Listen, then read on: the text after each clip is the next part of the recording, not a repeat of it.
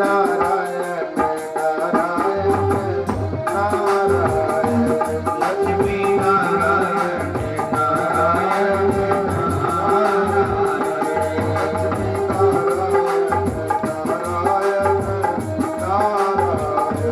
लक्ष्मी नारायण नारायण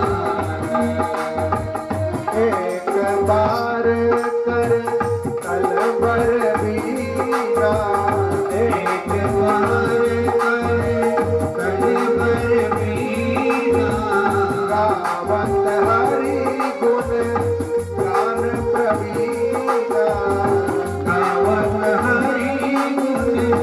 गान प्रवीणा गावत हरि गुण गान प्रवीणा गावत हरि गुण गान प्रवीणा गावत हरि गुण गान प्रवीणा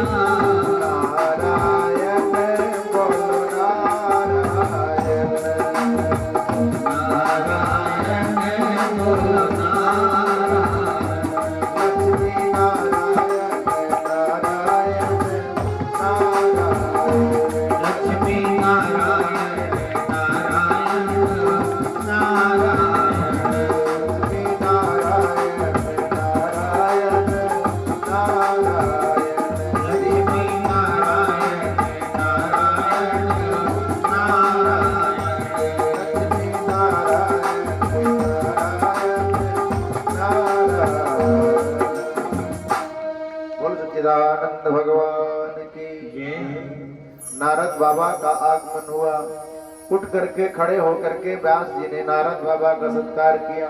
नारद बाबा आसन पा करके बैठे और बोल पड़े, अरे व्यास जी, पराशर नंदन व्यास जी, आज आपके चेहरे पर कुछ उदासी दिख रही है। क्या मैं आपकी उदासी का कारण जान सकता हूं? मुझे आपकी चेहरे की रेखाएं देख करके ये प्रतीत हो रहा है कि आप अंतःकरण से, मन से प्रसन्न नहीं हो। क्या कारण है? व्यास जी ने कहा, महाराज आप तो सब जानते हैं, मैंने वेदों को 4 भागों में परिणत करके 4 भागों में विभक्त कर दिया और वेदों का सारा रहस्य, जिससे कि हर वर्ण के लोग, हर व्यक्ति इस वेदों के रहस्य को समझ सके, मैंने इतिहास की रचना कर दी, अर्थात महाभारत। फिर भी मेरे मन को शांति नहीं है। 17 पुराण और रच डाले, फिर ना जाने क्यों मेरे मन को, मेरा अंतःकरण आत्मसंतुष्ट नहीं है।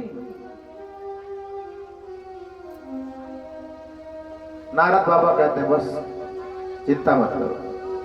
इसका मूल कारण यह है कि अभी तक आपने जितने भी पुराणों की रचना की है, जिन शास्त्रों की रचना की है, उनमें प्राय आपने एक ही चीज का वर्णन किया है। किसका?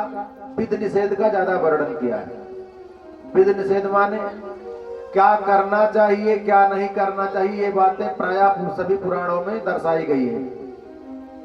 लेकिन भगवान के यश का गान, भगवान के यश लीला का गान आपने प्राय किसी ग्रंथ में नहीं किया है। और शायद इसीलिए शायद आपके मन में जो उदासी का कारण है, यही कारण है। क्योंकि जब तक भगवान के गुणों का गान न हो, तब तक सारे सिद्धांत अधूरे हैं। विधि निषेध तो खूब बता दिया कि क्या करो क्या ना करो, केवल इससे नहीं, जब तक उसमें भगवान का गुण ना होगा, गुणगान ना होगा, तब तक आपके चित्त को शांति होने वाली नहीं। यथा धर्मादयश्चार्था मुनिवर्यानुकीर्तिता ना तथा वासुदेवस्य महिमा ह्यानुवर्णिता, महिमा ह्यानुवर्णिता। और व्यास जी एक बात जान लो, सारे पुराणों का, सारे शास्त्रों का एक ही मात्र उद्देश्य है। श्रुति पुराण सब ग्रंथ कहा ही, राम भजन बिन सपने होना ही। तो भजन बिना सुख सपने नहीं। आपने भगवान का यश कीर्ति गान नहीं किया है, और ये सारे श्रुतियों का सिद्धांत है। इदम भी पुंसस तपसा, तप का, श्रुतस्य वेदाध्ययन का, वासुष्टस्य सूक्तस्य चा बुद्धि दत्तयो, सुष्टस्य ज्ञानुष्ठान का, सूक्तस्य स्वाध्याय का, ज्ञान का, दान का, इन सबका मूल लक्ष्य क्या है, उद्देश्य क्या है? हम जो तप करते हैं, वेदाध्ययन करते हैं, यज्ञानुष्ठान करते हैं, स्वाध्याय करते हैं, ज्ञान प्राप्त करते हैं, दान प्राप्त करते हैं, इन सब का मूल उद्देश्य यही है कि एन केन प्रकारेण भगवान की भक्ति हमारे हृदय में प्रस्फुरित हो जाए। इसी कारण सबका लक्ष्य है भगवान की भक्ति। आपने भगवान के यश का गान नहीं किया, और जब तक आप भगवान का भजन नहीं करेंगे, भगवान के यश का गान नहीं करेंगे, आपके चित्त को शांति होने वाली नहीं है। अभिच्युतोर्था कविभिर निरूपितो यद उत्तम श्लोक गुणानुवर्णनम। भगवान के, अब ये तो कहने की बात है, भगवान के गुण गाने का, भगवान का गुणगान करने का, भगवान के भजन का महात्म क्या है, महिमा क्या है, इसको तो मैं जानता हूं। नारद बाबा कहते हैं भगवान के यश गान की महिमा, लीला गान की महिमा को मैं जानता हूं। क्यों? मेरे प्रति देखो, मैं पूर्व जन्म में एक दासी का पुत्र था। अहम पुरातीत भवे भवम मुने दासास्तु कस्या संवेदवादिना। मैं पूर्व जन्म में एक दासी का पुत्र था। मेरी दासी किसी एक ब्राह्मण के यहाँ कार्य करती थी, सेवा का कार्य करती थी। संयोग की बात तो देखो, दासी का काम करती थी। चतुर्मास का समय था। जिन ब्राह्मण देवता के यहाँ, जिन पंडित जी के यहाँ मेरी मैया दासी का काम करती थी, उनके यहाँ चतुर्मास व्यतीत करने के लिए कुछ संत लोग पधारे। चतुर्मास, बरसात के 4 महीने चतुर्मास कहते हैं। चतुर्मास में संतों के लिए नियम है, कहा गया कि एक स्थान पर टिकने का विधान चतुर्मास संतों के लिए, जो संत लोग हैं, संत मंडलियों के लिए बताया गया कि संत मंडली एक स्थान पर केवल चतुर्मास में ही स्थिर रह सकते हैं, और 4 महीने को छोड़ करके 8 महीने जो संत लोग हैं उनके लिए मर्यादा है कि उनको एक स्थान पर, एक निश्चित स्थान पर नहीं रहना चाहिए, भ्रमण करते रहना चाहिए। अपने ज्ञान के द्वारा, प्रवचन के द्वारा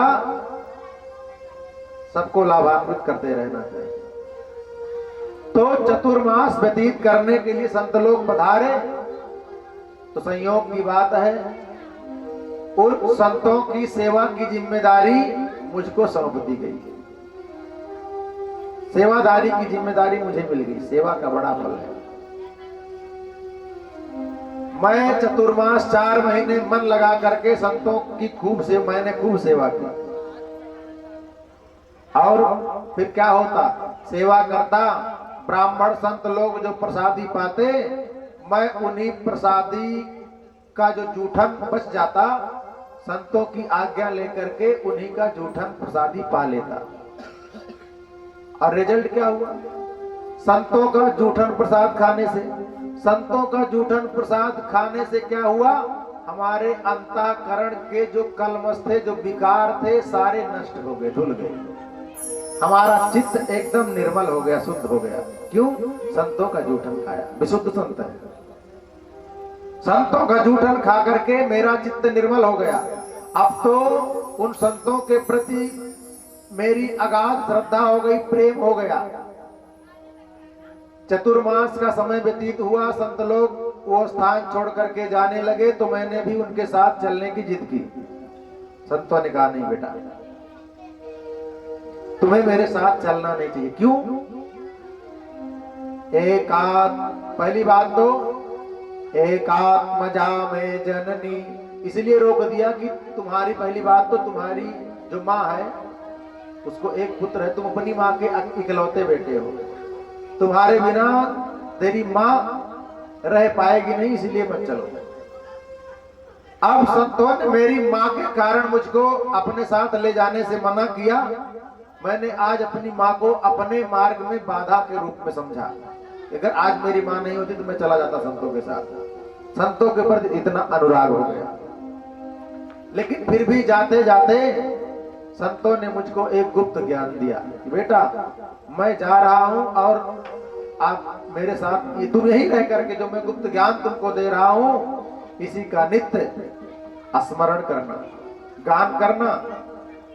ज्ञानम गुहितमं यत् साक्षात् भगवतोदितम् अन्नमोचन गमिष्यन्ता कृपया दीनवत्सला। और मैंने गुरु मंत्र मान करके उसी नाम गान, भगवत नाम गान को अपने जीवन में धारण कर लिया, नारद बाबा कहते हैं। और संयोग की बात तो देखो, भगवत कृपा के फलस्वरूप एक दिन की बात है, एकदा निर्गता गे हाथ दुहंती निशिगाम पथि सर्पो अदस्पदा स्पृष्टा कृपणाम काल चोदिता। एक दिन मेरी मैया गाय धोने गई थी। संयोग की बात क्या हुई, भगवत कृपा क्या हुई, गाय धोने गई थी रात्रि के समय, गाय धो करके लौट रही थी। इतने में एक काले सर्प ने मेरी मैया के पांव में डस लिया। मेरी माँ उस सांप के डसने से मर गई।